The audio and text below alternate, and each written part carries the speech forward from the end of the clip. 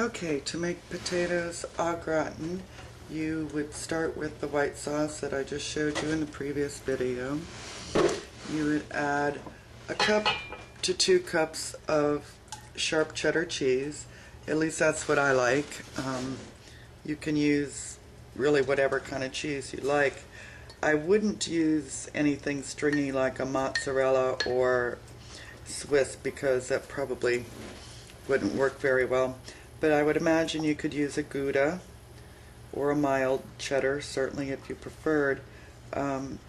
You could use something like Velveeta. I don't really recommend it, but certainly you could, or an American cheese.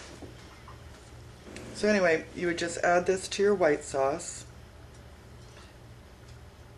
And you would want your white sauce to be on the thinner side because the cheese is going to thicken it up. And the potatoes that we add later as they're cooking will thicken it up also. So we're going to keep this on a fairly low heat. And just keep stirring so that it doesn't stick to the bottom of the pan.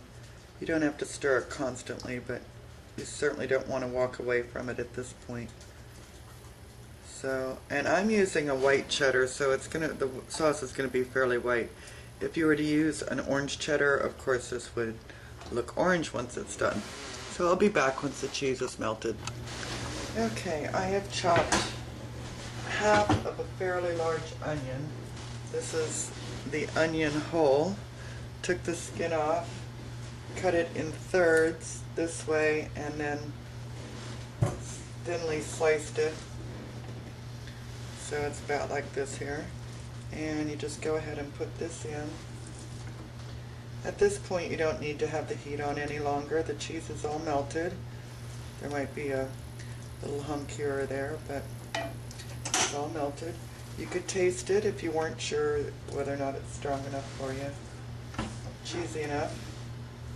And you could also do a combination of cheeses. You could even add some Parmesan if you wanted, if you didn't have a tangy cheese and you wanted it a little bit tangier.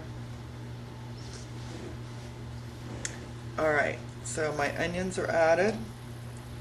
And if you've never added onions to your potatoes au gratin, you really need to.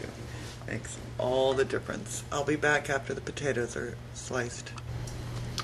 Alright, I've cut 3 potatoes about this size. I like mine kind of chunky, so I quartered them and then I cut them into chunks like so. Some people like theirs sliced really thin, and if that's the way you like yours, then that's the way you should cut them. Stir this into our cheese mixture, and then it's going to go in a 350-degree oven for about an hour.